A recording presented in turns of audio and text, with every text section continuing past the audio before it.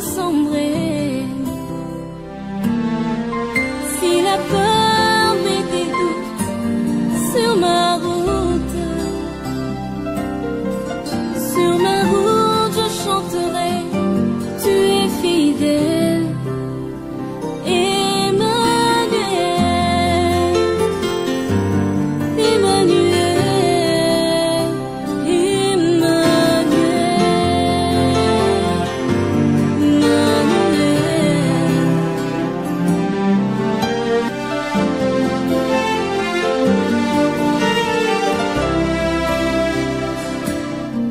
Dans mon parcours sur la terre, tout peut sombrer. Dans ma marche pour le ciel, tout peut sombrer. Si la peur met des doutes sur ma route, je chanterai, tu es fidèle. Emmanuel, Emmanuel, Emmanuel, Emmanuel. Je chanterai ta fidélité, Emmanuel.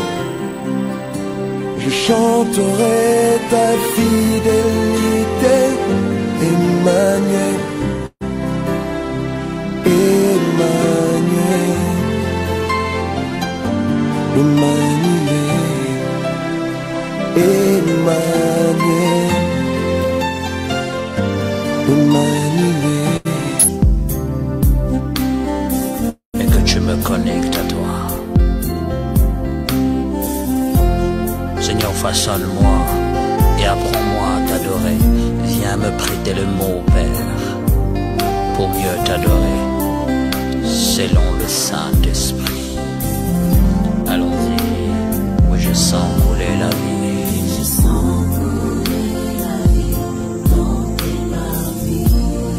Et mon âme ne peut que dire je suis servi. Mon âme ne peut que dire je suis servi. Levons tous nos mains, je viens t'adorer dans ces lieux dorés. Je viens t'adorer Alléluia. dans ces lieux dorés. Me restaurer, te dire un mot est un bonheur pour moi. La rosée de ta présence me rassure. Alléluia. Et ton amour me libère de mes blessures. Je me sens Et tout mon être me reconnaît. ah ouais. Toi, Seigneur Jésus, le divin Père.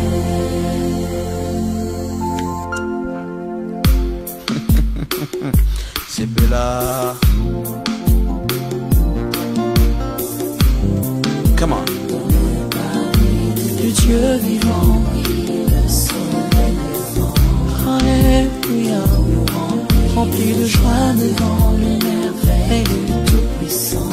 Je sens couler la gloire, je vois tomber, alléluia, je sens renaître, mes espoirs, je me répands devant mon voile. elle Je est suis encore de ma victoire. dans les parvis de Dieu vivant, elle est du Dieu vivant, Le soleil levant, alléluia, de joie devant. les merveilles du Tout-Puissant. Je sens couler la gloire, je vois tomber tous mes devoirs. Et Je sens renaître mes espoirs, je me répands devant mon voile. alléluia, Je suis encore de C'est merveilleux, Seigneur. J'ai la joie de chanter, j'ai la joie de te célébrer. Yes, come on. du Dieu vivant, le soleil levant, de joie devant. Je sens couler la gloire, je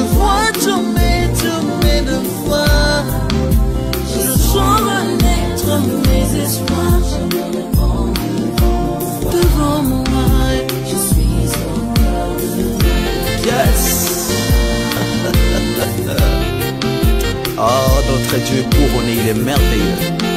Allons-y, comme un divin amour. Go.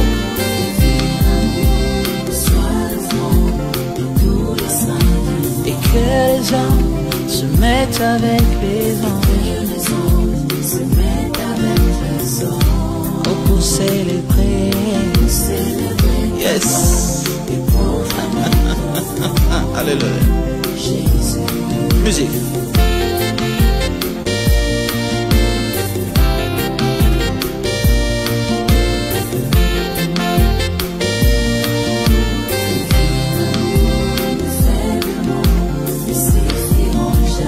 Non, non, non, non, ne suffiront jamais. Oh, car moi le temps. Alléluia. Yes. J'ai fait ça, mais qu'est-ce qui ne va pas? J'aimerais que nous puissions lire un passage de la Bible. On va lire des passages. Commençons d'abord dans Ésaïe 53, qui va nous aider à bien prier. Ésaïe 53. Lisons ces passages. Vous connaissez ces versets, je crois, par cœur, mais j'aimerais que nous puissions lire, parce que la prédication, c'est aussi la répétition. C'est répété. Ésaïe 53, on lit, 59, désolé, hein, 59, on va lire 59, désolé, je me suis trompé, 10 passages, on va lire 59. Lisons le verset premier, on va lire jusqu'au verset 3. Non, la main de l'Éternel n'est pas trop courte pour sauver. Non, la main de l'Éternel n'est pas trop courte pour sauver. La main de l'Éternel ici, la main de l'Esprit, c'est quelle main? Juste une petite question, c'est quelle main? Parce que Dieu est esprit. L'esprit n'a ni chair, n'a ni corps, n'a ni os. La main de l'esprit, c'est quel esprit? C'est quelle main, pardon? Vous voyez, hein? Seigneur, étends ta main sur moi, touche-moi. Il va te toucher avec quelle main? La réponse se trouve dans Ésaïe chapitre 53. Juste, on va faire un petit crochet là-bas. Et puis on va revenir. Vous allez comprendre d'abord la main. Et puis, pourquoi Dieu dit, ma main n'est pas trop courte pour sauver. Si vous êtes là où il y a un peu de bruit, vous mettez votre micro en mode silencieux. Parce que cette petite exhortation que je fais quand on prie, cela nous aide pour mieux prier. Regarde, observez seulement vos micros, s'il vous plaît. Regarde, qui a crié à ce qui était annoncé? Qui a reconnu les bras de l'Éternel? Vous voyez, hein? Qui a reconnu les bras? On nous parlait du bras de l'Éternel. Il s'est élevé devant lui comme une faible plante. C'est le bras qui s'est élevé comme une faible plante. Comme un rejeton qui sort d'une terre desséchée, les bras. Il n'avait ni beauté. Ah bon? Les bras de l'Éternel n'avaient ni beauté, ni éclat pour attirer nos regards. Est-ce que vous avez vu les bras de Dieu? Vous voyez, hein?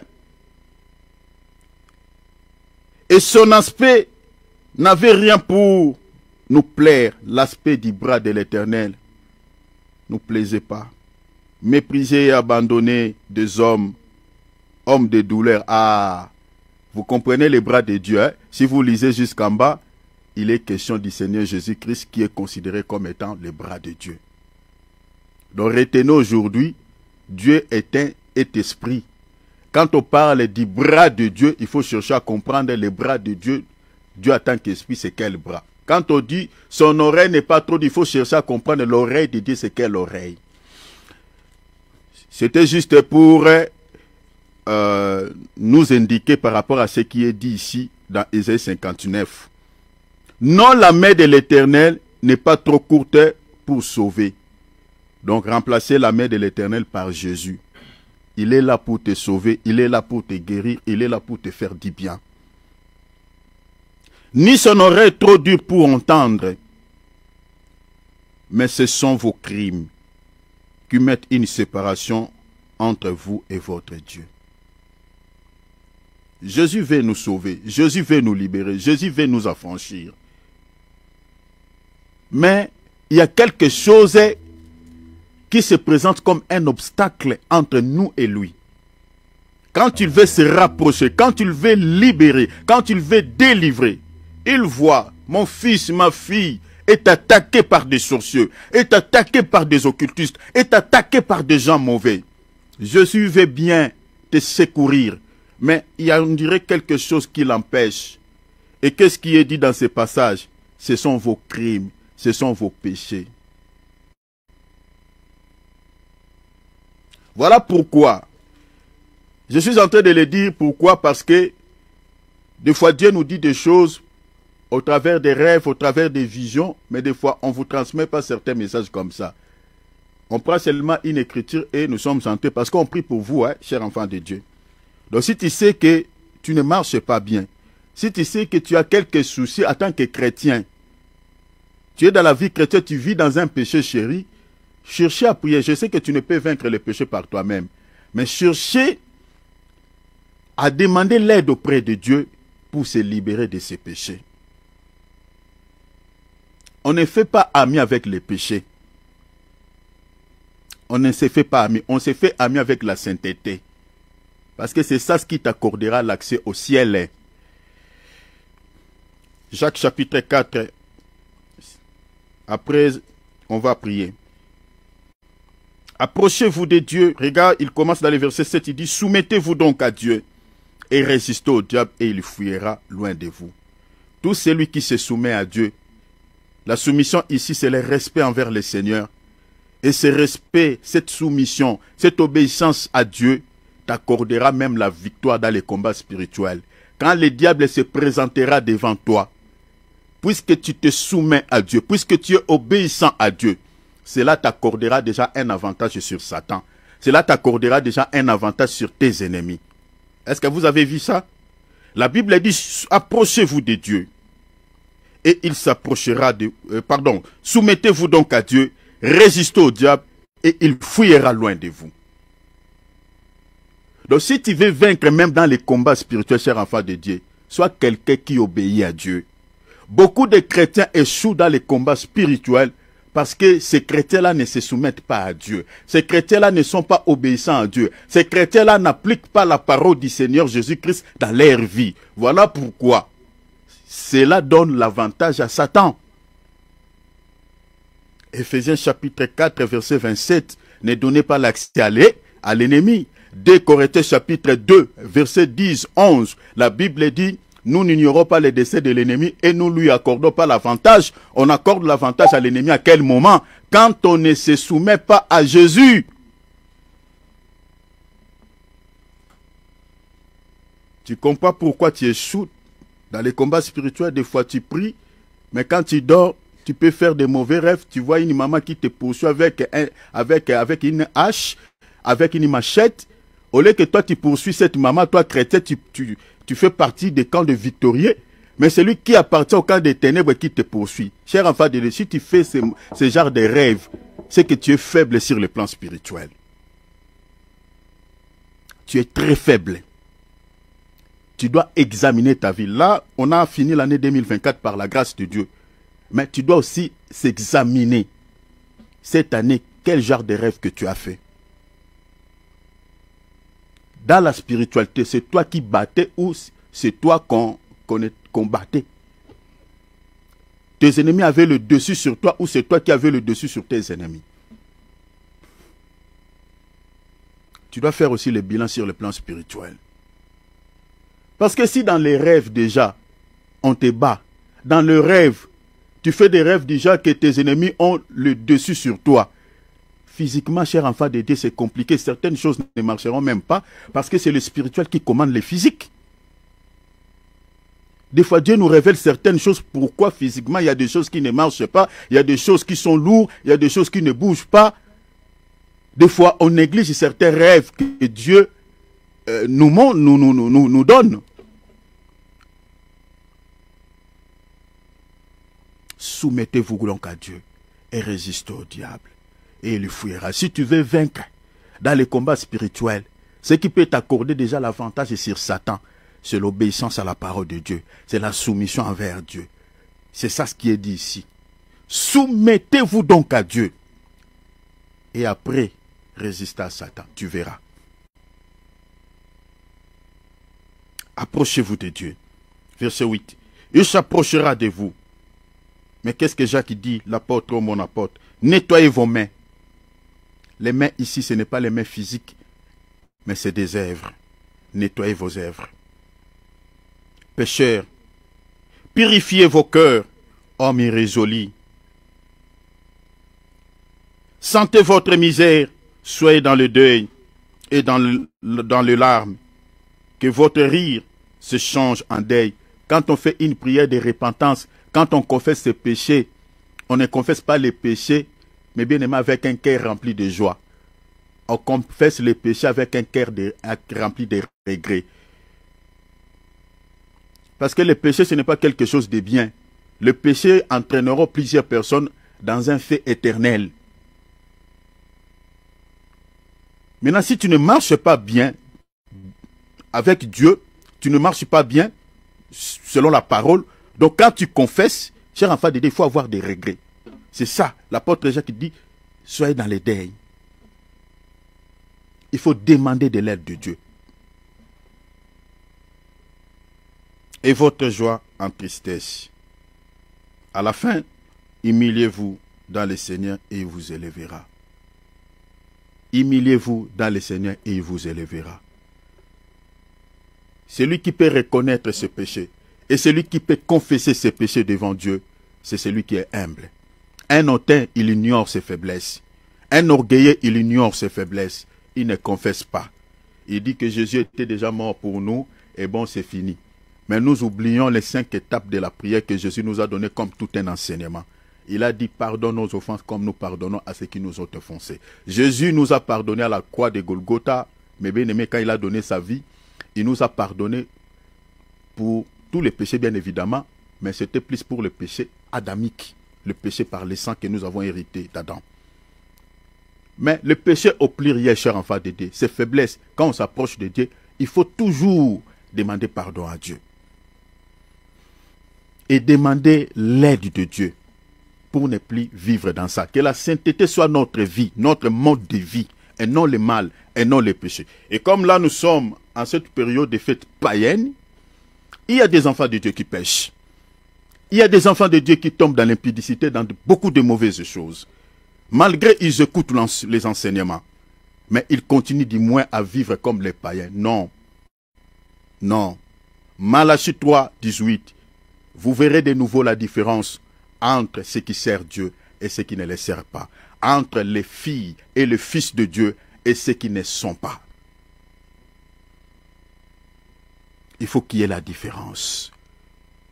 Ne marchons pas selon les trains de ce monde. Toutes ces fêtes, je nous ai démontré ici, sur le plan historique et sur le plan spirituel, sur le plan biblique, n'ont rien à foutre avec la parole de Dieu. Les origines de toutes ces fêtes, que ce soit Noël, que ce soit Saint-Sylvestre, regardez déjà, Saint-Sylvestre, les Saint-Sylvestre là, c'est quelqu'un qui était un pape de l'église catholique. Ça vient de là. Les fêtes de Nouvel là, le 1er janvier. C'est une fête qu'on dédie à ces, entre guillemets, à ces messieurs-là. Mais en réalité, ce n'est pas à lui, mais c'est à l'ennemi. L'Église catholique romaine est la source de plusieurs fêtes. Elle a officialisé plusieurs fêtes que nous célébrons beaucoup. Je dis nous célébrons parce que je vis dans le monde, que nous célébrons tous dans ce monde. Que ce soit les fêtes des mères, les fêtes de Saint-Valentin. Vous voyez toujours des saints, Saint-Valentin. Fête des mères. Une fête qu'on dédiait à une déesse qu'on appelle Rhea. Faisons attention. Il faut qu'il y ait la différence entre les justes et les méchants. Regarde comment est-ce que tu as conduit ta vie depuis le début de cette année jusqu'à la fin. Fais un peu le bilan de ta santé spirituelle. Fais un peu le bilan de ta spiritualité. Qu'est-ce qui a été, ce qui n'a pas été? Est-ce que Jésus, à la fin de cette année, peut t'acclamer, peut te dire, mon fils, ma fille, En tout cas, tu t'es bien conduit. En tout cas, tu étais à l'auteur. Jésus peut dire ça. Souffrez un peu avec mon langage. Hein? Je suis évangéliste. Si je ne parle pas ainsi, cher enfant de Dieu, on ne sera pas sauvé. Vous connaîtrez la vérité et la vérité vous affranchira. Dans nos assemblées, on nous caresse, on nous habitue beaucoup plus avec des évangiles secrets. Voilà pourquoi nos comportements ne sont pas changés. Il n'y a pas la différence entre nous et les païens. Mais regarde comment les apôtres prêchaient, regarde ce que Jacques dit. Il est en train de s'adresser ici à l'église. Pécheurs, purifiez vos mains, nettoyez vos œuvres. Soyez dans les deuils. Ça, c'est l'apôtre qui prêche. Pourquoi les serviteurs d'aujourd'hui ne marchent pas sur les apôtres de ceux qui nous ont légué ces enseignements? Il y a des chrétiens qui mettent des sapins de Noël, qui voilà Père Noël, qui célèbrent Noël, joyeux Noël. Il y a des chrétiens. Est-ce que vous connaissez les origines de toutes ces fêtes? Pourquoi vous ne comprenez pas? Vous êtes en train d'adorer notre Dieu qui est Yahweh. Vous n'avez pas besoin de lire la Bible. Je vous ai dit que j'ai des liens ici, je peux vous envoyer. C'est les païens qui nous ont dit ça. C'était des fêtes dédiées aux divinités païennes, c'est-à-dire aux démons. Vous ne pouvez pas participer à la table du Seigneur et puis à la table des démons, chers enfants de Dieu. Débarrassons-nous des convoitises de la chair. La Bible dit, ce monde et sa convoitise passera. Mais celui qui fait la volonté de Dieu vivra éternellement. Alors je ne sais pas sur quel point le Seigneur t'a parlé. Humilie-toi, sois humble. Ne dis pas dans ton cœur, dis, maintenant on va faire quoi? Ne sois pas un hautain, Dieu résiste aux orgueilleux. Sois humble. Si dans ton cœur tu sais que ce que ton frère vient de dire là, toi tu te retrouves, et que cela est une vérité, répands-toi. Tout ce que tu peux faire, ne te justifie pas. Même si tu n'as pas la force de s'en libérer, mais demande l'aide auprès de ton Père. Parce que ta vie est entre les mains du Seigneur. Humilions-nous devant la main puissante de Dieu, s'il vous plaît. Prions tous ensemble. Ouvrons nos yeux là. L'année qui va commencer, dis à Jésus, aucun démon, aucun sorcier ne me précède. Seigneur, je ne suis pas ami à Satan, je ne suis pas ami à un sorcier. Bien-aimé, veille sur les mots, ce que tu dis.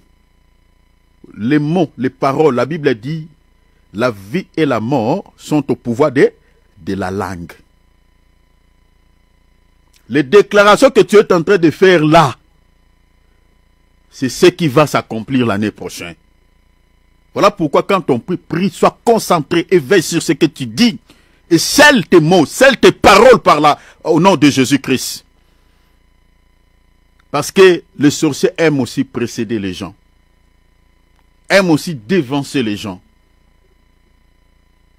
Ils savent que bon, cette année, nos calculs, parce qu'eux aussi ils font des bilans. Les humains pensent que non, c'est eux seulement qui font. Non, eux aussi là-bas. Qu'est-ce qu'on a détruit, qu'est-ce qu'on n'a pas détruit? Oh? Parce que c'est ça leurs objectifs. Qu'est-ce qu'on a volé, qu'est-ce qu'on n'a pas volé? Ils font aussi des bilans. Bon. Qui était échappé à notre filet? Ils font ce genre de choses. Bon, cet enfant-là, lui, cette année, on ne l'a pas trop dérangé, hein? On dirait, hein, voilà. Bon, l'année qui va commencer là, bien aimé, tu vas dire à Dieu, tu n'attends rien de la part de Satan. Et tout complot contre ta vie, bien aimé, que ta prière te précède déjà l'année 2025. Est-ce que tu comprends ce que je dis là? La prière que tu es en train de faire puisse te précéder l'année qui va commencer. Sécuriser déjà ta vie, protéger déjà ta vie, mettre déjà des barrières à tout celui qui cherchera à entrer dans ta vie, à tout celui qui cherchera à te précéder l'année prochaine. Prie le Seigneur que l'année 2025 ne soit pas comparable à l'année 2024. Et tu n'attends rien de la part de l'ennemi. Et renverser tous les plans de l'ennemi. Renverser tous les projets de Satan contre ta vie. tout ce qui t'attend l'année prochaine, de mauvaises nouvelles, de mauvaises surprises, mettez-les hors d'état de nuit, renverser tous les desseins de l'ennemi. Prions au nom de Jésus, ouvrons nos micros. Alléluia. Glorifié, il est digne d'être élevé, notre Père. Alléluia. Merci Seigneur. Gloire à Jésus. Voilà, chers enfants de Dieu, que le nom du Seigneur Jésus-Christ soit richement béni. Voilà, nous voulons passer au message. Nous voulons partager la parole. Gloire au Seigneur. Mettons nos micros, faisons comme d'habitude, prenons nos Bibles, prenons nos calepins. Mettons nos micros à mode silencieux. Gloire à Dieu. Gloire à Dieu. Gloire à Dieu. Gloire à Dieu. Gloire à Dieu. Alléluia. Sois béni, Seigneur. Vraiment, que votre Père céleste, votre Papa à vous, le Seigneur de gloire, le Seigneur Jésus-Christ, vous bénisse abondamment. Qu'il vous accorde tout ce dont vous en avez besoin. Au nom précieux de Jésus-Christ. Voilà, nous sommes en train de partager sur le faux prophète et les fausses doctrines. J'aimerais faire un récapitulatif par rapport à cela, rapidement. Donc, je crois que dimanche déjà, par la grâce de Dieu, nous allons mettre un point virgule sur les faux prophètes. C'est dimanche déjà, demain. Le 1er janvier, nous allons partager, nous allons prier. Hein? Si les gens vont fêter, bon, laissons-les aller célébrer Saint-Sylvestre, cette idole. Mais nous allons nous réunir le mercredi vers 19h. Retenez déjà, je crois que demain, je vais vous rappeler. À 19h, nous allons nous réunir pour prier. Et nous allons commencer le sujet dont je vous ai parlé, comment reconnaître une personne qui a la nature maléfique. Je parlerai bien évidemment d'une personne aussi qui a la nature divine de Jésus, mais je parlerai beaucoup plus, je vais m'atteler beaucoup plus sur des gens qui ont la nature maléfique. Et parmi ces gens qui ont la nature maléfique de Satan, il y a des sorciers, parmi lesquels les sorciers, les occultistes et toutes ces personnes. Mais je vais m'atteler beaucoup plus sur les sorciers. Parce que nous sommes des fois infiltrés par ces gens. Nous vivons avec et nous mangeons avec et nous ouvrons nos cœurs à ces gens. Et c'est les mêmes personnes qui combattent nos projets, qui combattent nos vies, sans les savoir. Et je nous donnerai des signes. Ça sera donc je serai vraiment plus dans, je ne sais pas, dans la prédication, mais je vais me laisser guider par le Saint-Esprit. Je vais vous donner des signes palpables, des signes concrets. Comment reconnaître une personne qui est dans la sorcellerie? Et si vous voyez ces signes-là, chez quelqu'un, ne vous posez pas 2, 3, 4 questions, c'est un sorcier. Donc tout ce que tu peux te faire, tu dois t'éloigner. C'est tout. Tu dois t'éloigner. Parce qu'elle ne dit pas, bon, tout ça, la Bible dit, il faut aimer vos ennemis. Oui, nous aimons nos ennemis. Mais aimer ne veut pas dire que tu dois ouvrir ton cœur à une telle personne. Parce que tu auras beaucoup de combats. Et si tu es fort à la prière, bon, ouvre ton cœur. Ouvre ton cœur et sois fort aussi dans la prière et du jeûne.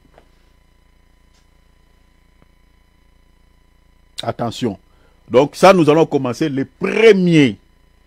Parce qu'il faut que l'année qui commence, que tu décolles bien, ne soit pas comparable à l'année 2024. Parce que beaucoup de combats que nous racontons dans la vie, des fois on ne sait pas, mais ça vient encore d'où? Nous ouvrons nos cœurs aux gens, nous vivons avec certaines personnes, ils font semblant de compatir avec nous. Alors que c'est les mêmes personnes peut-être qui nous combattent. Oh, faisons attention. Je vous donnerai des signes par la grâce de Dieu. Alors, aujourd'hui, je vais mettre un point virgule sur le 9e facteur.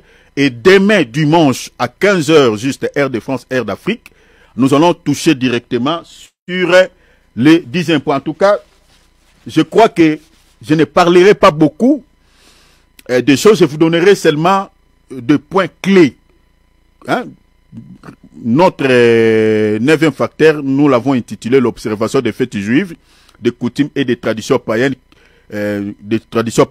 Nous avions dit que constituent des signes clairs que nos assemblées sont infiltrées par les ouvriers trompeurs. Maintenant, le 10e facteur et 11e facteur que nous allons partager ce dimanche, nous l'avons intitulé des assemblées dirigées par des pasteurs kabbalistes. Donc, Kabbale ici remplaçait déjà Kabbale par la magie, par la sorcellerie. C'est tout. Que cela ne vous complique pas. Mais, pourquoi on dit Kabbale? Parce que les mots, ces mots ou ces termes viennent du judaïsme.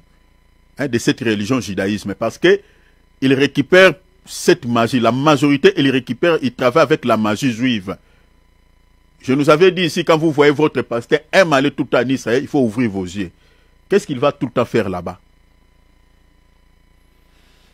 Parce que beaucoup, c'est là-bas, sont consacrés par des rabbins juifs.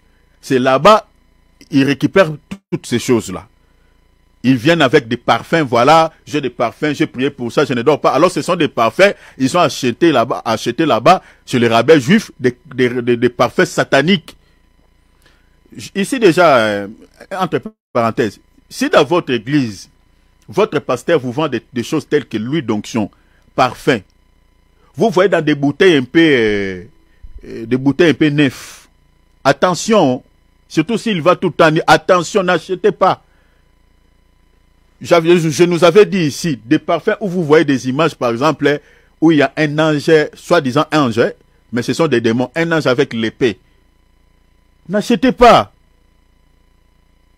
Parce que la majorité des parfums qui viennent de l'Israël, ces parfums-là, dans des bouteilles, vous remarquerez, il y a des images des anges. Même certaines huiles d'onction qu'on vous vend avec des petites bouteilles. Hein, des petites bouteilles. Il y a des images comme ça. N'achetez pas. Donc, je vous donnerai quelques signes et des signes que je vous avais pas donnés. Les 11e facteurs, on va mélanger le tout, mais je crois qu'on finira pas, mais je vais parler de tout. Et après, le mois de février, Dieu voulant, si Christ tarde à venir, on reviendra pour parler maintenant des fausses doctrines. Parce que là, je vous donnerai d'abord toute une liste. Après, on va parler dans chaque émission une fausse doctrine. Aujourd'hui, j'ai mis un point virgule sur le 9e facteur. Je dis que le 9e facteur que nous sommes en train d'aborder, il est question de l'observation des fêtes juives, des coutumes, des traditions païennes que nous retrouvons aujourd'hui dans plusieurs assemblées. Il y a certaines assemblées dites chrétiennes observent toutes ces fêtes, mes bien-aimés. Donc nous sommes en train de dire que toutes les assemblées chrétiennes qui observent ces fêtes, ces traditions païennes, ces traditions juives, chers enfants de Dieu, sont dirigées par des serviteurs envoyés par les diables, des serviteurs envoyés par l'ennemi. Ne vous posez pas 2-3 questions. Parce qu'un vrai serviteur de Dieu ne peut pas fêter Noël. Jamais. Jamais, jamais, jamais. Donc c'est que toi, tu es la fille de la grande prostituée. Jamais. Parce que Noël, c'est lui qui a choisi la date de célébrer l'anniversaire de Jésus, hein, entre guillemets l'anniversaire de Jésus le 25 décembre, c'est la grande prostituée. Donc si toi, tu célèbres cette fête-là, qui a été mise en place par la grande prostituée, donc c'est que tu es sa fille. Ce que tu manges sur la table de Jézabel. Est-ce que vous voyez cela? Ce sont des choses, vous n'avez pas besoin de lire la Bible. Vérifiez, mes bien-aimés, l'internet est à notre portée. Regardez sur la toile. Regardez sur l'internet. Regardez sur YouTube. Vous tomberez sur des vidéos comme ça. Les fêtes des mères. Vous, mes sœurs, là, mes sœurs, vous aimez ce jour-là. Il y a des sœurs même qui rendent mal à l'aise leur mari, ceux qui sont mariés. Oh non, tu dois m'acheter la panne. Ici, je parle pour nos sœurs africaines. Tu dois m'acheter ceci, une belle robe, tout ça. Il y a la fête, mais fête satanique, fête démoniaque. Je vous ai démontré ici l'origine de cette fête-là. Ça vient des mondes des ténèbres, tout droit de l'enfer. Fête des mères. Saint-Valentin, regardez déjà, Saint-Valentin, l'église catholique. Si tu es sa fille, célébrez. Vous ne vous posez pas la question, pourquoi il faut se vêtir en rouge? Rouge, c'est la couleur du sang, la couleur du sacrifice. Qu'on ne vous trompe pas. Dans la Bible, les couleurs, mes bien-aimés, ont des explications. Lisez Apocalypse 6, on voit un cheval, un cavalier, qui était monté sur un cheval roux. Et la Bible dit pourquoi il est monté sur le cheval rouge. Parce qu'il avait besoin du sang. Il avait besoin de tuer, de communiquer la mort. Dans la Bible, les couleurs ont des significations. Posez-vous des questions. Pourquoi les gens s'habillent toujours en rouge? Vous ne vous posez pas des questions. Comme ça touche la chair, c'est du plaisir. Bon, voilà, Saint-Valentin. Repentons-nous, repentons-nous. Je suis désolé de voir même certains serviteurs de Dieu que moi je connais. Le 14 février, vous voyez un serviteur de Dieu faire une photo et il est en train de célébrer cette fête de Saint-Valentin avec sa femme. Toutes ces fêtes-là que vous connaissez dans ce monde, mes bien-aimés, ce sont des fêtes païennes. La Bible a dit, ne vous conformez pas au siècle présent. Ne marchez pas selon les traits de ce monde. Un serviteur de Dieu qui connaît les choses de Dieu, qui connaît la parole de Dieu, ne peut pas emballer l'église de Dieu dans toutes ces traditions païennes. Non. Les réveillons du 31 décembre. Ne vous posez-vous pas la question pourquoi toutes les églises font des réveillons en cette date-là. Vous savez qui a mis cette date en place? Des réveillons du 31 décembre. C'est l'église catholique. C'est à l'honneur des morts, entre guillemets, des morts, mais en réalité de l'ennemi. Parce que Saint Sylvestre était mort, décédé le 31 décembre. Mais vous allez voir beaucoup des églises, les 31. Bien aimé, si tu veux faire une nuit de prière, fais ça chez toi. N'attendez pas cette date-là. Parce qu'il y a des esprits, mes bien-aimés, qui sont libérés en cette période. Attendez quand je vous parlerai sur les esprits périodiques.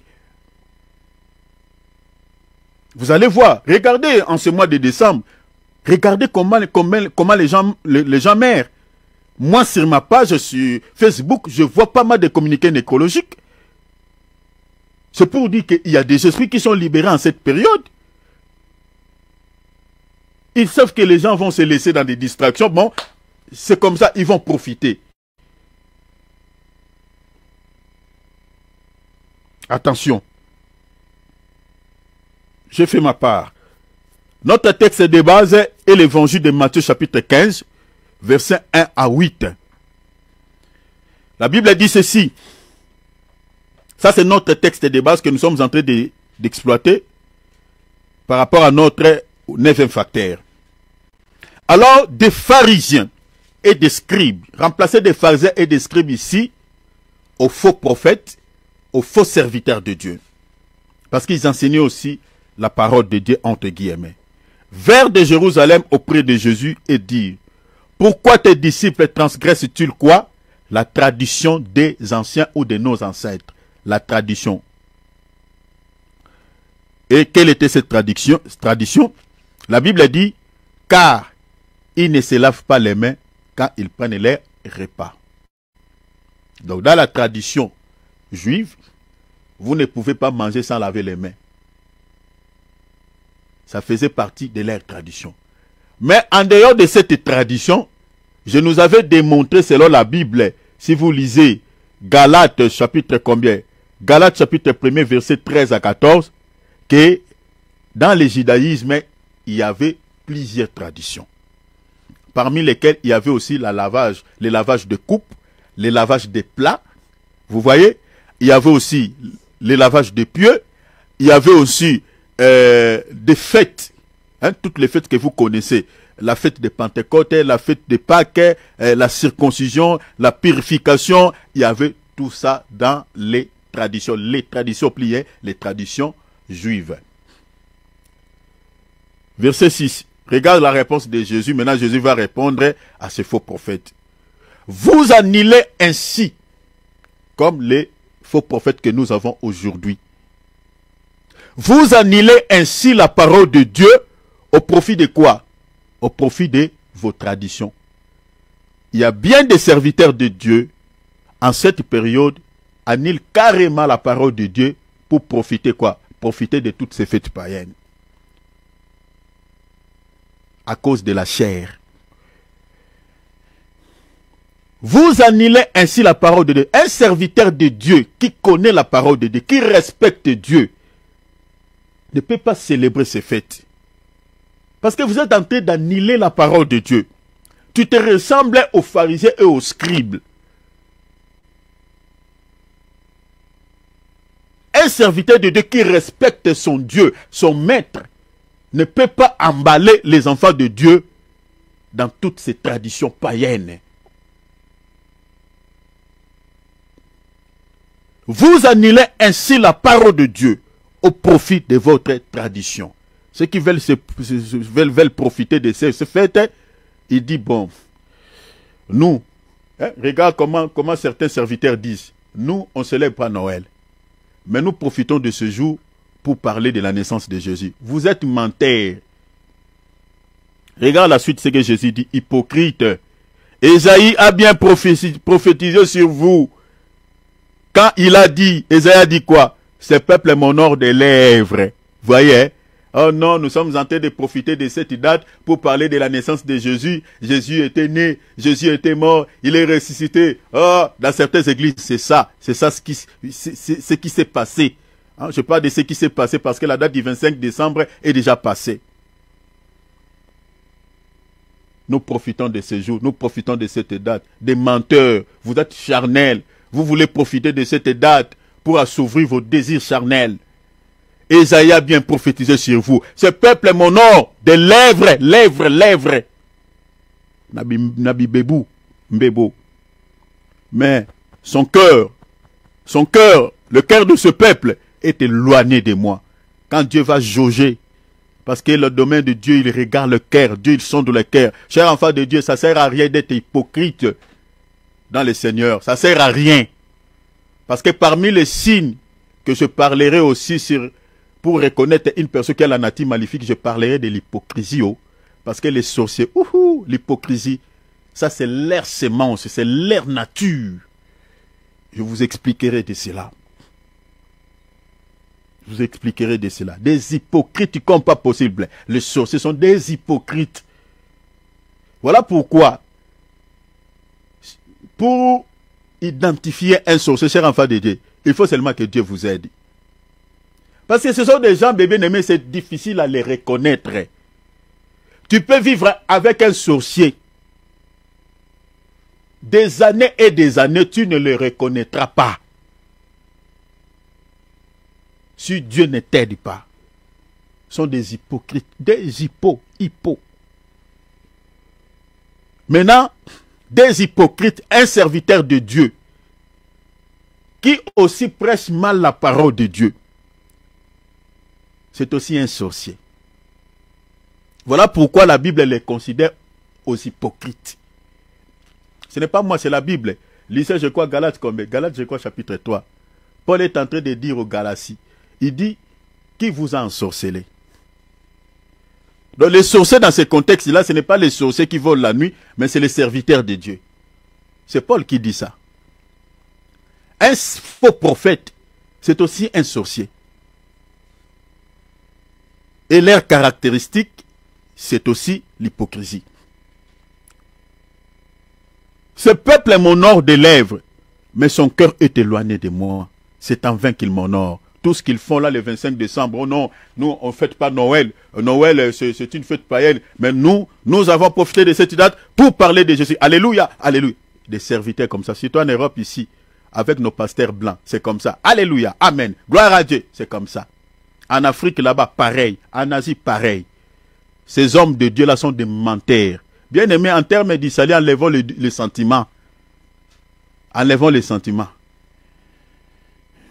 Enlevons les sentiments. Sinon, vous allez regretter un jour dans l'au-delà. Alors, j'avais tantôt dit que, donc, les serviteurs de Dieu, qui célèbrent toutes ces fêtes païennes, donc, les fêtes païennes, je parle des fêtes que vous connaissez, de Noël, Saint-Sylvestre, fête de travail, fête de la Toussaint, des fêtes des morts là, tout ça, fête des mères, fête des pères. Tous les ensembles qui célèbrent toutes ces fêtes sont dirigés par des faux prophètes. Ne vous posez pas 3-4 questions. Parce que les origines de toutes ces fêtes-là, c'est occulte. vient des mondes des ténèbres. La majorité, c'est l'Église catholique qui a officialisé les dates de toutes ces fêtes-là. Ce sont des fêtes qui tirent son origine vers le monde, vers l'occultisme, vers les nations païennes. Donc, l'esprit du monde et l'esprit qui dirige l'Église ne se cohabitent pas. Alors, un serviteur de Dieu qui dirige l'Église de Dieu, en apprenant aussi certaines choses de ce monde, c'est un serviteur de Dieu envoyé par le diable. Il n'a pas le Saint-Esprit. Parce qu'un vrai serviteur de Dieu qui a le Saint-Esprit de Dieu ne peut pas emballer les enfants de Dieu dans toutes ces choses-là. Ne peut pas même en parler. Vous faites des pères. Les mamans, vous n'allez rien faire. C'est les papas qui vont faire tout parce que c'est leur jour. Un serviteur de Dieu, c'est un envoyé de l'ennemi. Parce que le fait là est dédié, entre guillemets, à Saint Joseph. Quelqu'un qui est mort. C'est l'Église catholique qui a mis ça en place. Donc toi, tu es sa fille. Tu participes à sa table. Alors, donc, toutes les fêtes païennes, nous avons dit que l'Église ne peut pas observer cela. Alors, à part des fêtes païennes, aujourd'hui, je touche directement sur les fêtes thoraïques et les fêtes rabbiniques. Mais bien aimés, suivez-moi ici très bien. Je vais parler maintenant des fêtes qu'on retrouve dans la Torah. Et le fait est que les rabbins, les fêtes rabbiniques, qui ne se trouvent pas dans la Torah, mais ce sont les rabbins juifs qui ont mis ça en place. Suivez-moi très bien. Je répète. Parce que ces fêtes-là sont observées aussi dans la plupart de nos assemblées. Que Dieu nous aide. Seigneur, miséricorde, viens nous chercher. Ça fait mal, ça donne envie de pleurer. Ça fait mal. Donc, que ce soit les fêtes thoraïques, les fêtes rabbiniques, nous ne pouvons pas l'observer. Nous ne pouvons pas les célébrer. Chers enfants de Dieu, suivez-moi ici très bien.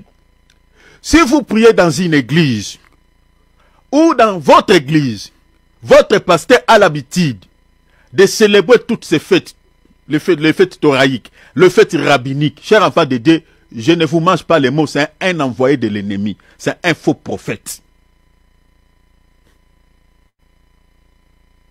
Parce que nous, l'église, nous n'avons pas de fêtes à fêter.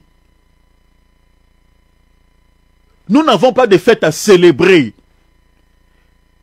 La seule fête que Jésus nous a laissée, c'est la fête de la Pâque, mais nous ne la célébrons pas à la manière juive, nous la célébrons à la manière de la grâce. Et cette fête-là, aujourd'hui, ça s'appelle la communion au corps de Christ. Ce que nous appelons communément la Sainte Seine. C'est ça la seule fête que nous célébrons. Pour commémorer la mort et le retour du Seigneur Jésus-Christ. C'est tout. C'est tout. C'est tout. On n'a pas d'autre fête à fêter. On n'a pas. L'unique fête que nous allons célébrer, je vous dirai certaines fêtes que nous allons célébrer au ciel. Mais souffrez, regarde. Je vais lire d'abord un passage. Lisons Colossiens chapitre 2 verset 8. Colossiens chapitre 2 verset 8. Lisons ensemble. Colossiens 2, 8. Prenez garde que personne ne fasse de vous sa proie, sa victime, par la philosophie. Hein? Quand on parle des philosophes, la philosophie, des pensées humaines. Hein? Parce que des philosophes, ce sont des gens qui pensent beaucoup. Hein? Qui réfléchissent beaucoup, qui pensent beaucoup. C'est-à-dire, quand l'apôtre Paul dit, prenez garde que personne ne fasse de vous sa proie par sa philosophie. Donc, c'est-à-dire, tu peux être une victime qu'on a récupérée, c'est-à-dire, on a manipulé. Hein? Un pasteur philosophe, au lieu de vous prêcher la parole, il vous présente sa pensée. Et il y a beaucoup de chrétiens qui sont devenus des victimes, hein, comme des animaux qu'on peut sacrifier par leur pasteur. À cause de quoi? Parce que, à cause de quoi? Des philosophies, des pensées. Donc, ils ont été capturés par le pensée des hommes, par la philosophie des humains. Hein? Parce que les pasteurs qui ont fait la rhétorique, qui savent parler, ils peuvent capturer les âmes des gens mal affermis. Ouais. Il vous dit quelque chose qui n'a rien à foutre avec la parole, mais tu peux avaler ça comme une pilule, comme étant c'est la pensée de Dieu. Alors que ce n'est pas la pensée de Dieu, c'est sa propre pensée. Ce sont ces gens-là que l'apôtre Paul parle ici. Que personne ne fasse de vous sa proie par la philosophie. Cher enfant de Dieu, tout ce qui ne se justifie pas dans la parole de Dieu, c'est la pensée de l'homme, c'est la philosophie humaine. Ne prenez pas, ne crois pas à ça. C'est ça ce que l'apôtre Paul dit. Que personne, prenez garde, que personne ne fasse de vous sa victime, sa proie, par sa pensée, sa propre pensée, par ses pensées, par la philosophie. Par la philosophie des hommes. Et par une vaine tromperie. Et sur les rudiments du monde. Et non point à la quoi? À la doctrine de Christ. Est-ce que vous voyez cela? À la doctrine de Christ. Donc un serviteur de Dieu qui ne se base pas, qui n'est pas assis sur la doctrine de Christ, c'est-à-dire sur les enseignements de Christ, ne croit pas tout ce qu'il est en train de vous dire. Ne crois pas. Vous voyez ici on parle la tradition des hommes, en s'appuyant sur la tradition des hommes. L'apôtre Paul nous met en garde. La vaine tromperie, s'appuyant sur la tradition, les traditions des hommes. Oh non, lui il est en train de dire quoi? Fête des mères, c'est satanique. Est-ce que nous, on vénère cette divinité ou on profite de ces jours? Voilà. Il profite de ces jours, il profite de quoi? La tradition des hommes. Si vous voulez faire une fête à l'honneur de nos sœurs, choisissez un autre jour. Pourquoi tu attends seulement ce jour-là? Donc tu participes à la table de Jézabel et tu subiras les mêmes châtiments que Jézabel. Marc chapitre 7 verset 8, traduction parole de vie. Jésus dit encore, vous abandonnez les commandements de Dieu, vous obéissez à la tradition des hommes. Vous abandonnez le commandement de Dieu et vous obéissez quoi? À la tradition des hommes. Chers enfants des filles de Jésus, mes sœurs, mes frères qui sont connectés via ces programmes, enlevons tous les sentiments charnels. Là où vous vous priez, veillez à ce que nous sommes en train de partager ici. Si vous voyez dans votre assemblée, vous avez l'habitude de célébrer toutes ces traditions païennes. Comme nous sommes là, vous savez que là, il y a des églises déjà qui célèbrent la fête d'Hanouka. Vous savez ça? Parce que c'est une fête qui commence à la fin du mois de novembre et qui finit à la fin du mois de décembre. Ils célèbrent déjà cette fête. Mais vous allez voir tout à l'heure, on va lire, parce que ça fait partie des fêtes rabbiniques. Rien à voir. Les apôtres n'ont jamais célébré cette fête. Et ce qui se passe pendant cette fête-là, rien de divin. Il y a du satanisme. Entendez. Parlons d'abord des fêtes thoraïques avant de parler sur les fêtes rabbiniques. Parlons d'abord des fêtes thoraïques, rapidement. Les fêtes thoraïques, suivez-moi ici très bien, parce que quand vous attendez des fêtes thoraïques, peut-être il y a d'autres, c'est le mot peut-être qui les complique. Mais les fêtes thoraïques sont mentionnées dans les livres de Lévitique, chapitre 23. Lisez tous les chapitres. C'est là où vous trouverez la mention de toutes les fêtes thoraïques. Il y en a au nombre de 7. Il y en a au nombre de 7, parmi lesquels je vous cite la fête de Pâques. Ça, vous trouverez ça dans Lévitique 23, 5. La fête, je parle de la fête de Pâques, vous trouverez dans Lévitique 23, 5. Fête des pains sans levain. Ça, vous trouverez ça dans Lévitique 23, 6. La fête des prémices, vous trouverez ça dans Lévitique chapitre 23, verset 10. La fête des Pentecôtes, ça, vous trouverez ça dans Lévitique chapitre 23, verset 16. La fête des trompettes, ça, vous trouverez ça dans Lévitique 23, 24. La fête des expiations, ça, vous trouverez ça dans Lévitique 23, 27. Et enfin, fête des tabernacles, ça, vous trouverez ça dans le Lévitique chapitre 23, verset 54. Voilà toutes les fêtes thoraïques que nous retrouvons dans les livres de Lévitique chapitre 23, verset 4. Suivez-moi ici très bien. ce sont les fêtes thoraïques. Quand on dit thoraïques, ce sont des fêtes qui trouvent son origine dans la loi de Moïse, que l'Éternel avait ordonné à Moïse de célébrer, à Moïse plutôt de dire au peuple de vénérer, de célébrer cette fête à son honneur. Mais regardez, toutes ces fêtes-là que nous venons de lire, suivez-moi très bien s'il vous plaît, toutes les fêtes-là que nous venons de lire, c'est cette fête-là. Ce sont des fêtes qui sont accomplies dans la vie de notre Seigneur et Sauveur Jésus-Christ. Je vais vous les démontrer tout à l'heure. Bien qu'il y a certaines fêtes qui s'accompliront dans après l'enlèvement de l'Église, il y a certaines fêtes qui sont en cours. Mais la majorité, de manière, je peux dire, de manière générale, ce sont des fêtes qui sont accomplies dans la vie de notre Seigneur et Sauveur Jésus-Christ. Ces fêtes-là, dans les Tanakh, c'était l'ombre. Mais la réalité et l'accomplissement de toutes ces fêtes, on les retrouve dans la vie de notre Seigneur et Sauveur Jésus-Christ. Donc, de manière pragmatique, l'Église ne peut plus célébrer toutes ces fêtes-là. Lisons une écriture. On va lire deux écritures. Hébreux chapitre 10, verset 1er. Car la Torah, on parle des fêtes thoraïques, parce que ces fêtes-là tirent son origine dans la Torah. Car la Torah qui possède quoi? L'ombre des choses, on ne dit pas la réalité. L'ombre. C'est-à-dire toutes les fêtes thoraïques que nous venons de lire. Les textes, l'auteur aux épîtres aux Hébreux dit quoi? C'était l'ombre. Je ne sais pas si vous voyez cela. C'était l'ombre de bonnes choses imminentes et non l'image exacte des choses. Ce n'était pas une image exacte. C'était des photos.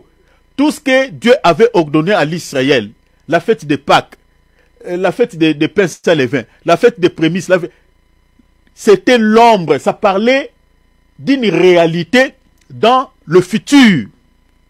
Ça préfigurait quelqu'un, ça préfigurait certaines choses dans l'avenir. Voilà pourquoi l'auteur aux épîtres aux Hébreux dit quoi? Toutes ces fêtes-là, la fête de Pâques que certains chrétiens célèbrent aujourd'hui, fête de Pentecôte, la fête des trompettes, c'était l'ombre. L'auteur dit l'ombre, ce n'était pas des réalités, c'était l'ombre.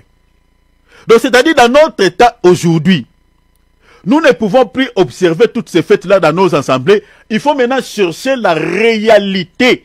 Donc c'est-à-dire ce que nous devons faire, c'est quoi? C'est chercher la réalité de cette fête-là. Pour bien festoyer. Mais on ne peut plus la célébrer à la manière juive. Il dit l'ombre de bonnes choses imminentes et non l'image exacte des choses ne peut jamais, par le même sacrifice que l'on offre, continuellement chaque année, rendre parfait ce qui s'en approche. C'était l'ombre.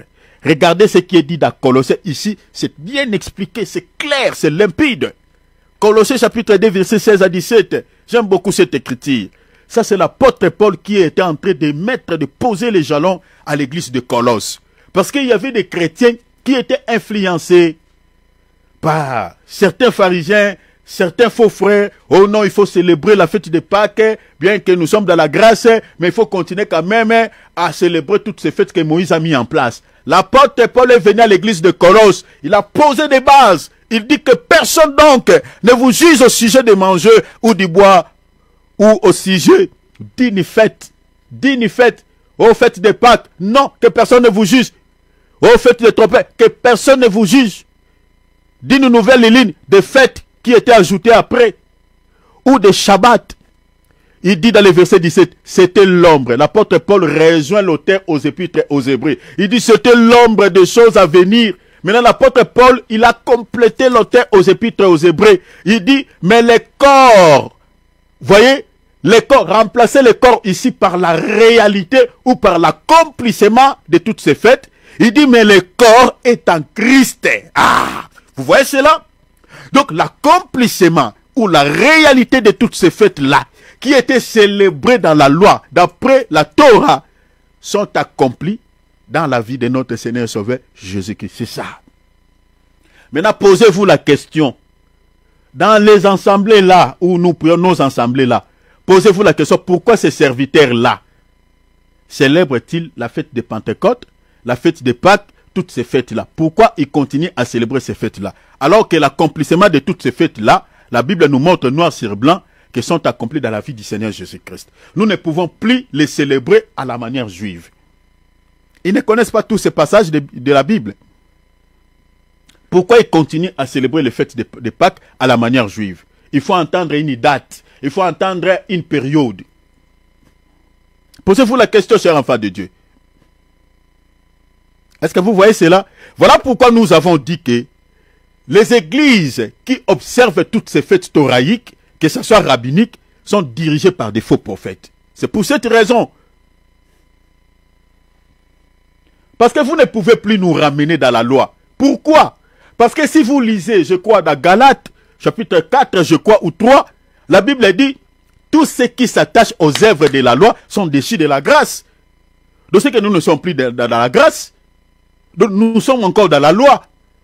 Et si nous sommes dans la loi, on ne sera jamais sauvés. Si on continue à observer tout ce que Dieu avait donné aux enfants d'Israël dans la loi, mais bien aimé, on ne sera jamais sauvé. La Bible dit, ceux qui s'attachent aux œuvres de la loi sont déchus de la grâce.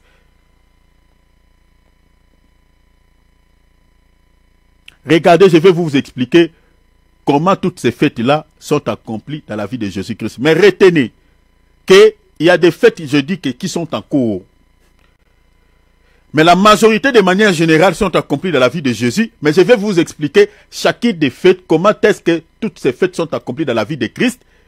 Et certaines fêtes sont en cours et certaines fêtes s'accompliront dans les jours à venir. Je vous parle par exemple de la fête de Pâques. Vous savez qu'est-ce qui s'est passé lors de cette fête? La fête de Pâques, retenez, je vais être rapide. La fête de Pâques parlait de la mort de l'agneau. Parce que lors de cette fête, l'Israël avait tué quoi? Un agneau. C'est ça la fête de Pâques. On tue l'agneau. Mais, vous êtes sans ignorer, non? Lisez Jean chapitre 1, verset 29. Jean-Baptiste a présenté Jésus comme qui? Devant Israël. Il dit, l'agneau là, que vous avez mangé dans l'ombre, regarde la réalité de cette... Est-ce que vous avez vu ça? Jean, il a présenté Jésus-Christ comme étant l'agneau pascal. Il dit, voici l'agneau de Dieu qui ôte le péché du monde. Ah, vous voyez cela? Comment cette fête de la Pâque est accomplie dans la vie de Jésus? Vous voyez? Parce que la fête de la Pâque, ça parle de la mort de l'agneau. C'était la préfiguration de la mort du véritable agneau qui était qui? Jésus-Christ. Jésus-Christ était mort comme un agneau sur la croix. Isaïe a dit il était comme une brebis. Oh, la brebis, tout ça, la brebis, c'est la mère de l'agneau. Vous voyez? Dans d'autres traductions, on parle de l'agneau. Vous voyez? L'agneau, la brebis, c'est toujours lui.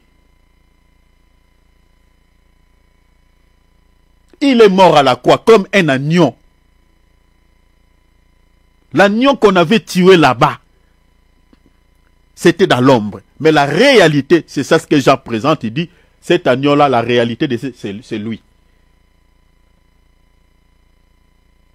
Est-ce que vous avez vu ça? Mais maintenant, nous aujourd'hui, on célèbre la Pâque plus à la manière juive. Si vous lisez par exemple, à partir de quoi? Lisez par exemple Luc, chapitre 22.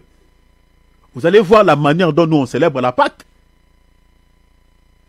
L'Israël a célébré la Pâque avec l'agneau, mais nous on célèbre la Pâque avec quoi? Avec les pains. Mais pas à la manière juive, pas d'attendre une période quelconque, d'attendre une date comme beaucoup des églises qui sont dirigées par des faux prophètes attendent le mois d'avril pour célébrer la Pâque. Nous sommes en train de dire à ses serviteurs de se repentir au nom de Jésus. Je vous montrerai qui a mis cette date de célébrer la Pâque au mois d'avril. Je vous montrerai ici. Mais retenez déjà, c'est la grande prostituée. C'est la grande prostituée. Vous voyez, hein, il y a beaucoup des églises qui sont des filles de la grande prostituée. Parce qu'ils marchent sur ses traces. Ils ne marchent pas sur les traces des apôtres. Ils négligent ce que les apôtres ont dit. Ils suivent la grande prostituée et ils subiront le même châtiment que lui. Nous, on célèbre aujourd'hui la Pâque tous les jours, tel que nous sommes là. Sur le plan spirituel, nous mangeons le pain. Mais tel que nous sommes là, bien aimés, on peut célébrer les repas du Seigneur, la Sainte Seine. On peut les faire. On peut les faire. Je nous avais parlé ici sur la fraction du pain. Comment on peut faire la fraction du pain? On peut le faire en famille. On peut le faire tous les jours. On n'a plus besoin d'attendre une date. Est-ce que vous voyez cela? Je nous avais enseigné, réécouter les vidéos que j'avais parlé sur la fraction du pain. Comment faire la fraction du pain? La fête des pains sans levain. L'Israël mangeait le pain pendant 7 jours. Il mangeait le pain sans levain. Cette fête s'est accomplie dans la vie de Jésus. Lisez Jean chapitre 6, verset 50. Jésus dit, je suis le pain qui est descendu du ciel. Tout celui qui mange ce pain aura la vie. Est-ce que vous voyez cela? Vous voyez la manière dont toutes ces fêtes sont accomplies? On ne peut plus célébrer la fête des pains sans levain à la manière juive, parce que la réalité de cette fête, mes bien-aimés, nous la possédons. Aujourd'hui, nous mangeons le pain de vie, la parole. Fête des prémices. Au cours de cette fête juive, les Juifs apportaient, ou les Israélites, si vous voulez, apportaient aux sacrificateurs les prémices de la moisson, d'après l'ordre récit de Dieu. Mais cette fête préfigurait quoi? Préfigurait, la résurrection du Seigneur Jésus-Christ et des croyants ayant reçu la grâce. Vous voyez cela? Donc, je vous ai dit qu'il y a certaines fêtes qui sont accomplies dans la vie de Jésus, mais il y a d'autres fêtes qui sont en cours. Prenons par exemple les fêtes des prémices. Jésus est le premier né d'entre les morts. Lisez 1 Corinthiens chapitre 15. Il est notre grand frère, qui est le premier qui est ressuscité. Vous voyez? Donc, la résurrection de Jésus, c'est l'accomplissement des fêtes des prémices. Mais maintenant, tous les croyants qui meurent dans le Seigneur, même si Christ tarde à venir, et que nous aussi, là, que nous puissions rejoindre nos bien-aimés dans le sein de Père Abraham. Mais quand le Seigneur Jésus-Christ reviendra, cette fête s'accomplira encore ce jour-là, le jour de l'enlèvement. C'est pour ça que je vous ai dit qu'il y a certaines fêtes qui sont en cours. Je ne sais pas si vous me suivez bien, chers enfants de Dieu. Donc, l'accomplissement des fêtes des prémices s'est accompli d'abord partiellement dans la vie de Jésus, et puis ça s'accomplira encore au retour du Seigneur Jésus-Christ, c'est-à-dire le jour de l'enlèvement. Lisez 1 Corinthiens chapitre 15, à partir du verset 21 jusqu'au verset 23. La fête de Pentecôte, cette fête qui est célébrée. Bientôt là, on va célébrer cette fête, la fête de Pentecôte. La fête de Pentecôte, dans la Torah, c'était une fête commémorative du don de la Torah, ou de la loi, de la loi à Moïse par Dieu. Si l'accomplissement de cette fête s'accomplit dans Actes chapitre 2, verset 1er. Le jour où le Saint-Esprit fut répandu sur les 120 disciples qui étaient dans la chambre haute. Vous voyez?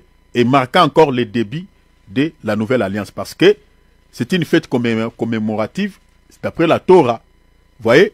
Donc, d'après la Torah, le jour où Moïse avait reçu les 10 commandements. Est-ce que vous voyez cela? Les 10 commandements, qui est aussi l'image de l'ancienne alliance. Mais maintenant, pour accomplir ce qui était dans l'ombre, le Saint-Esprit aussi était descendu le jour de la Pentecôte, le même jour de la Pentecôte, pour inaugurer une nouvelle alliance. Vous voyez l'accomplissement de cette fête. Fête de trompette. Nombre chapitre 10, verset 1 à 10. Dieu avait dit à Moïse de fabriquer combien? Des trompettes. Une trompette était les trompettes de rassemblement, rassembler le peuple et puis convoquer le peuple au temple. Même s'il y a aussi une fête, on convoquait également le peuple. Ça, c'est la trompette du départ. Il y avait aussi la trompette, plutôt la trompette des rassemblements. Mais il y avait aussi la trompette du départ. Remarquez que les enfants d'Israël, lorsqu'ils ont quitté l'Égypte, dans les déserts, les enfants d'Israël y campaient. Parce que c'était la colonne de nuée et la colonne du feu qui les dirigeait. Si la colonne de nuée s'arrête, l'Israël devait aussi s'arrêter. Vous voyez? Donc l'Israël, à chaque fois, quand la colonne de nuée s'arrête, il doit camper quelque part. Est-ce que vous voyez cela?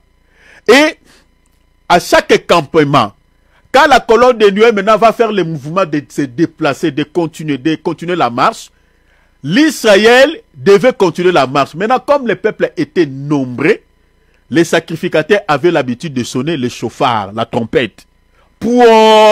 Parce qu'il y avait, lisez Nombre chapitre 10, à partir du verset 1er, vous allez voir que les trompettes du départ étaient sonnées avec un éclat. Il y avait un son très aigu, un éclat. Et quand le peuple attend un son aigu, un son de la trompette avec éclat, le peuple directement comprenait que c'est le moment du départ. Ce n'est pas pour se rassembler, mais c'est pour partir. L'accomplissement de toutes ces fêtes, chers enfants de Dieu, de ces fêtes, l'accomplissement de ces fêtes sur le plan d'abord prophétique, cette fête est accomplie où elle est en train de s'accomplir dans la vie de son peuple, d'abord l'Israël, qui était dispersé à travers le monde, vous comprenez, était dispersé. Mais au moment où nous sommes en train de parler là, l'Israël est en train de se réunir, vous voyez, sur sa terre. Ça, c'est la trompette de rassemblement. Parce que le Seigneur avait promis, d'après Lévitique 26, que je vous disperserai à travers le monde, mais je vous rassemblerai aussi. Donc, la trompette de rassemblement sur les plans prophétiques, premièrement, nous disons que c'est accompli dans la vie de ce peuple, l'Israël. Parce que l'Israël, depuis 1948, est retourné à sa terre. Il était dispersé à travers le monde. Mais le Seigneur a réuni encore ce peuple sur sa terre. Mais sur le plan spirituel, si vous lisez par exemple Jean chapitre 12, je crois à partir du verset 50 ou 51, je crois 12 ou bien 11, verset 50-51. Cette fête sur le plan spirituel est accomplie dans la vie aussi de tous les enfants de Dieu qui étaient dispersés à travers le monde en Adam. Parce que quand Dieu a chassé Adam dans le jardin d'Éden, on était tous dispersés à travers le monde. Mais maintenant pour se réunir, vous voyez, se réunir dans un corps que nous appelons le corps de Jésus parce que nous sommes réunis tous en Christ. Maintenant, pour se réunir autour de ce corps que nous expliquons, le corps de Jésus-Christ, il a fallu quoi? Que nous puissions entendre la trompette de rassemblement. 51, 52. Voilà, merci mon frère pour la précision. C'est Jean chapitre 11, verset 51 à 52. Donc, la trompette qui est en train de réunir les enfants de Dieu dispersés en Adam à cause du péché d'Adam, cette trompette-là, c'est l'évangile que nous sommes en train de prêcher. Parce que Dieu a dit à Isaïe, élève ta voix comme une trompette, c'est-à-dire la trompette c'est la voix. La trompette c'est l'évangile. Est-ce que vous voyez cela? Donc l'évangile que nous sommes en train de prêcher là, c'est pour réunir les enfants de Dieu dispersés dans le monde par le péché d'Adam. Ça c'est sur le plan spirituel. Mais cette fête s'accomplira également, vous comprenez, est en train de s'accomplir, je dis d'abord sur le plan spirituel, de réunir les enfants de Dieu, mais la trompette du départ plutôt sera sonnée lors de l'enlèvement. Est-ce que vous voyez cela? Parce que si vous lisez par exemple 1 Thessaloniciens chapitre 4 verset 16 à 17, vous lisez également 1 Corinthiens chapitre 15 verset 5 à 2, l'apôtre Paul est en train de dire que au son d'une trompette, les morts en Christ ressusciteront. Est-ce que vous voyez cela? Or la trompette qui sera sonnée quand le Seigneur Jésus qui viendra nous chercher, c'est la trompette du départ. Vous voyez? Donc, c'est aussi l'accomplissement de cette fête.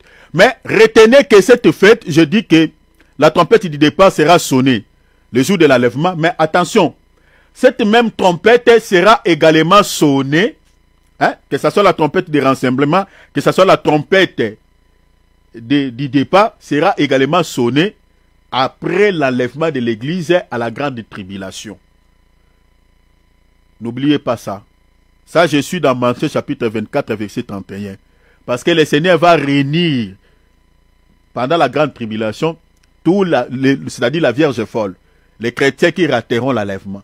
Le Seigneur va les réunir aussi pour pouvoir sauver la vie de ces chrétiens-là. Et ces chrétiens-là seront tués par la bête, mais le Seigneur leur accordera la vie, parce qu'ils vont garder la foi. La fête des expiations. Le jour le plus saint de l'année civile, hein, c'était le jour le plus saint de l'année civile, lors de cette fête, jour de l'expiation, consacré pour expier quoi? Les péchés des Juifs. Cette journée se caractérise par un jeûne de 24 heures. La trompette sonnait à la fin du jeûne. C'est à l'occasion de la fête d'expiation que les grands prêtres, ou sacrificateurs si vous voulez, avaient le droit d'entrer dans les saints des saints ou dans les lieux très saints, voyez, avec le sang des animaux pour faire l'expiation pour lui-même et pour le peuple une seule fois par année. Vous voyez cela? Une seule fois par année. Mais maintenant, regardez, de ces faits, la fête d'expiation symbolise la réconciliation des Israélites ou des Juifs, si vous voulez, avec l'Éternel.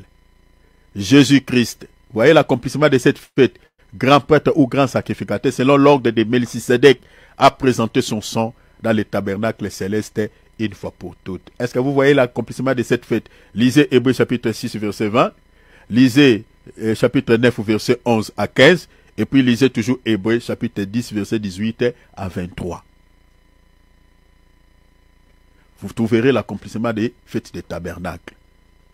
Mais c'est une fête, plutôt la fête, je parle de la fête d'expiation, pardon. Et afin, fête des tabernacles. Le nom des fêtes des tabernacles tire son origine des tabernacles ou des tentes. Parce que la tabernacle est une tente. Elle marque de la fin du cycle religieux juif. Célébration envers Dieu qui pourvit des abris à son peuple pendant les traversées du désert après les sorties des Égyptes. Quand le peuple est sorti de l'Égypte, pendant leur marche, pendant qu'ils traversaient le désert, les enfants d'Israël, quand ils campaient, ils dormaient dans des tentes. La raison pour laquelle Dieu avait ordonné de célébrer cette tente lorsqu'ils sont entrés au pays de Canaan. Parce qu'ils ne pouvaient plus demeurer dans des tentes, ils pouvaient maintenant habiter dans des maisons. Vous voyez? Donc, Jésus-Christ, cette fête est accomplie d'abord premièrement dans la vie du Seigneur Jésus-Christ parce que le Seigneur Jésus-Christ, il était le tabernacle portatif. Vous voyez? Lisez par exemple Jean chapitre 2, verset 19 à 20, parce que le tabernacle est un temple. Vous voyez? Le tabernacle, c'est le temple de Dieu. Si vous lisez, Jésus-Christ est en train de dire aux Juifs, détruisez ce temple, je le construirai en 3 jours. Il parlait du tabernacle ou du temple de son corps. Vous voyez? Donc cette fête s'est accomplie d'abord dans la vie de Jésus-Christ. Mais cette fête s'est accomplie encore dans la vie de tous les chrétiens. Parce que les vrais tentes aujourd'hui, les vrais tabernacles sur lesquels Dieu a habité son esprit, c'est nous les chrétiens. Vous voyez? L'apôtre Pierre nous dit que nous sommes des tentes. Le corps de l'être aimé est une tente. C'est le tabernacle.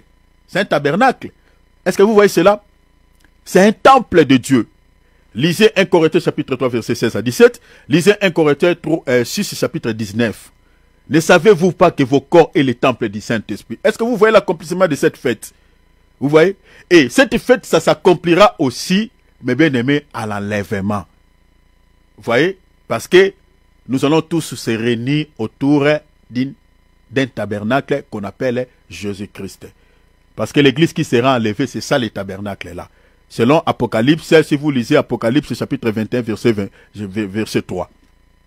Alors, donc vous voyez que toutes ces fêtes sont bel et bien accomplies. Il y a certaines qui s'accompliront et certaines qui sont en cours. Donc vous voyez que nous ne pouvons plus la célébrer à la manière juive. Est-ce que vous voyez cela? Nous ne pouvons plus la célébrer. Parce qu'il y a la majorité qui sont accomplies, la majorité qui sont, certaines fêtes qui sont en cours, et certaines fêtes s'accompliront, mes bien-aimés, dans les jours à venir. Ça, c'est les fêtes thoraïques. Donc, les églises qui célèbrent ces fêtes à la manière juive, ce sont des églises qui sont dirigées par l'ennemi, parce que selon la parole de Dieu, nous ne pouvons plus célébrer les fêtes thoraïques à la manière juive.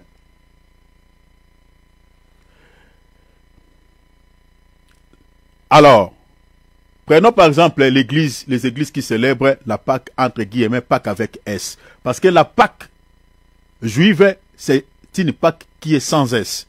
Mais la Pâque qui est célébrée dans la plupart de nos assemblées, chaque mois d'avril, comme l'année est finie là, bientôt là, janvier, février, mars, avril, vous remarquerez à travers le monde,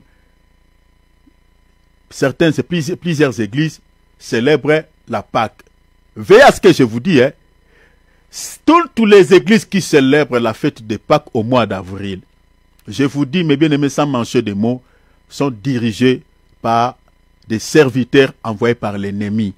Parce qu'un vrai serviteur de Dieu qui est mandaté par Dieu ne peut plus célébrer la Pâque à la manière juive, ne peut plus célébrer la Pâque, mes bien-aimés, à une période quelconque, ne peut plus célébrer la Pâque, mes bien-aimés, selon les trains de ce monde. La Pâque que le monde où certaines assemblées ont l'habitude de célébrer chaque mois d'avril, ce n'est pas les apôtres qui ont mis ça en place, mais c'est la grande prostituée, l'église apostate qui a mis ça en place au concile de Nicée à l'an 325. Je vous lis un document. Pâque chrétienne entre guillemets. Le concile de Nicée 325 après Jésus-Christ, convoqué par l'empereur Constantin Ier, a joué un rôle important dans la formalisation de la date de la Pâque, entre guillemets, Pâque chrétienne, Pâque avec S. Ce concile a décidé que Pâque serait célébrée le dimanche suivant la première pleine lune après l'équinoxe de printemps. Donc ça tombe souvent au mois d'avril. Donc cette Pâque-là, ce n'est pas les apôtres qui ont mis cette date en place. Chers enfants de Dieu, chers serviteurs de Dieu, repentons-nous s'il vous plaît. Repentons-nous.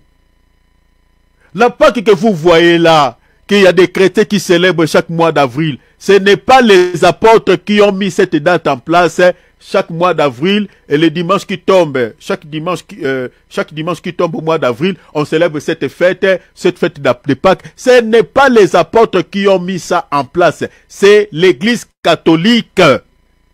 Donc, toutes les assemblées qui célèbrent cette Pâques, en réalité, ils participent à la table de Jézabel que j'explique, l'Église catholique.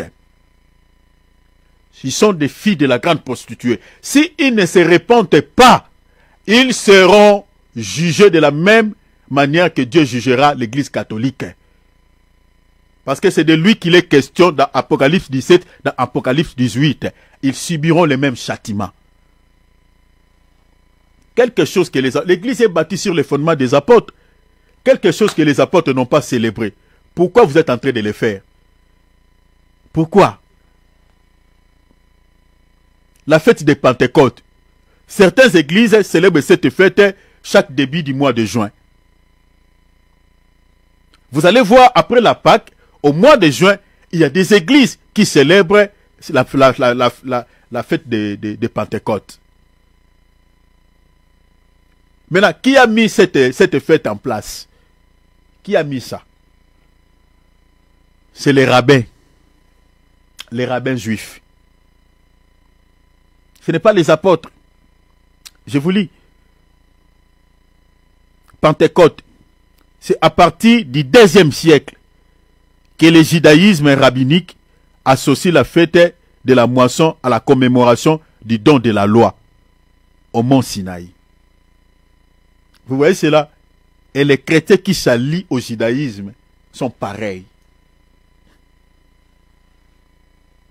Ascension. Ah, c'est l'ascension. Mais bien aimé, vous allez le voir qu'en Europe ici, cette journée est fériée. Dans certains endroits, il n'y a pas le travail.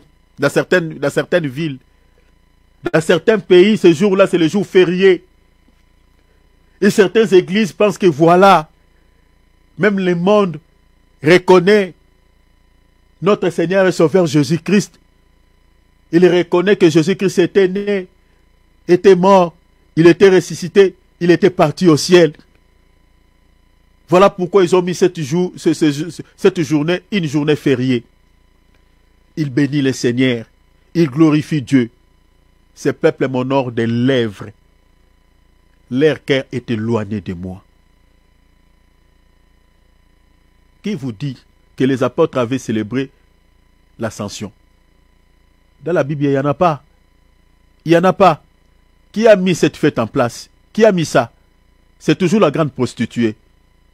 Est-ce que vous voyez? Bien aimé, vous voyez l'église catholique là? Beaucoup, je pense qu'il a joué un grand rôle pour égarer beaucoup de soi-disant serviteurs de Dieu et beaucoup des assemblées chrétiennes. Cette église-là. Si vous n'avez pas la connaissance de la parole de Dieu, cher enfant de Dieu, vous allez servir la grande prostituée. La grande prostituée, c'est que celle-là, elle célèbre quoi? Elle célèbre la c'est ma fille. Elle sait. Toutes les assemblées qui célèbrent ces fêtes, l'église catholique, ils savent que ce sont ses filles. Parce que selon Apocalypse chapitre 17, la Bible dit que la grande prostituée, elle a aussi des filles qui marchent selon ses pas. Je vous lis la fête d'Ascension. La fête de l'Ascension, elle a été officialisée dans les calendriers liturgiques plus tard, autour du 4e siècle, du 4e siècle, après la mort des apôtres. Est-ce que vous voyez? Ils ont entendu que les apôtres meurent pour mettre ça en place. Au 4e siècle, notamment après le concile de Nicée en 325. Vous voyez, hein? L'ascension. Quand vous avez l'ascension, cher enfant de Dieu, ne célèbre pas. Nous, on célèbre seulement la mort et le retour du Seigneur Jésus-Christ quand on fait les repas du Seigneur, quand on fait la fraction du pain. C'est tout. Vous lirez nulle part dans la Bible, nulle part, que les apôtres avaient célébré l'ascension. Il n'y en a pas. Et Hanouka, l'Hanouka. Ah, ça, on est pleinement dedans. Vérifiez sur la toile, vous tomberez sur des vidéos où certaines églises sont en train de célébrer cette fête. Ça commence depuis déjà fin novembre, vous voyez, et toutes les périodes, c'est-à-dire au moins 8 jours. Il y a certaines églises qui choisissent la date pour célébrer cette fête de l'Hanouka. Mais l'Hanouka, cette fête vient d'où? Ça vient d'où? Je vais vous lire un document. Ça vient d'où? Vous allez comprendre que des églises qui célèbrent cette fête sont dirigées par des pasteurs sataniques, des pasteurs qui ont la cabale, qui ont un lien avec la magie juive. Regardez l'origine de cette fête. La fête de l'Hanouka, connue comme la fête des Lumières. Est-ce que vous voyez? C'est ça l'Hanouka. C'est-à-dire fête des Lumières. Est-ce que nous, tels que nous sommes là, chers enfants de Dieu, nous avons encore besoin d'une autre lumière? Parce que lors de cette fête, on allume les bougies. C'est ça l'Hanouka. Remarquez, regardez sur la toile, tapez. Vous avez, aujourd'hui, nous avons l'internet. Hein. C'est vite fait. Regardez, tapez seulement sur YouTube, fête de l'Hanouka. Vous allez voir. Lors de cette fête, on allume les bougies, on sonne les chauffards, on s'habille en blanc-blanc. Vous voyez déjà le satanisme hein, dans cette fête. Pourquoi on s'habille en blanc-blanc? Pourquoi il faut sonner les chauffards? Pourquoi on doit allumer les bougies? C'est ça la sorcellerie de la Kabbale. C'est ça la magie juive. C'est ça. Et des églises qui célèbrent cette fête ont un lien avec le judaïsme et sont dans la Kabbale, sont dans la sorcellerie juive. On n'a pas besoin d'une autre lumière. Jésus-Christ est la lumière de l'église. C'est Jésus qui éclaire l'église aujourd'hui. On n'a pas besoin d'allumer une bougie. On n'en a pas besoin. Parce que celui qui éclaire, qui est notre lumière, c'est Jésus. Les bougies que vous allumez là, ça vient faire quoi?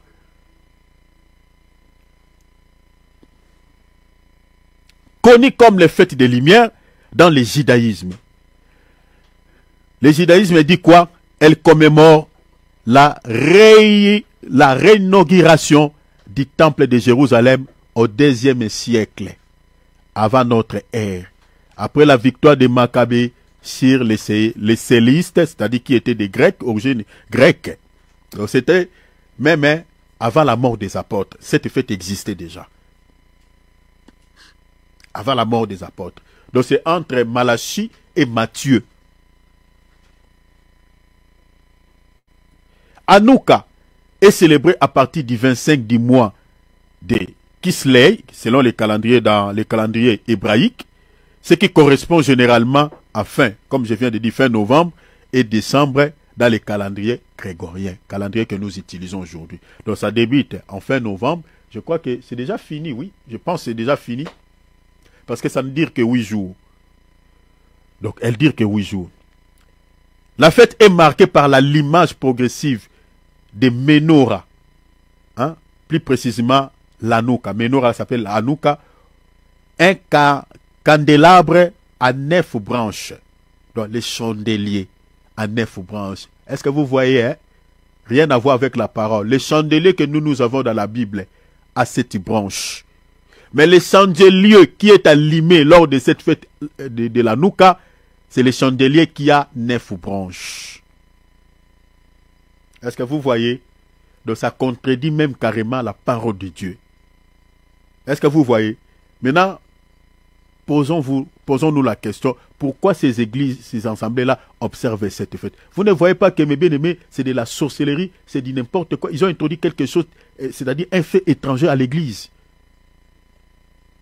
Vous savez pourquoi Dieu avait ordonné aux enfants, à Moïse, de fabriquer un chandelier qui a 7 branches? Les chiffres, mes bien-aimés, ont une signification, mes bien-aimés, sur le plan spirituel. Pourquoi les chiffres 7? Maintenant, pourquoi la fête d'Hanouka, ils ont changé? Au lieu de mettre en place même un chandelier qui a 7 branches, et ils ont mis les chandeliers qui a 9 branches. Les chiffres là, vous pensez que, mes bien-aimés, c'est au hasard. C'est les chiffres de l'ennemi. Les 9, c'est les chiffres de l'ennemi.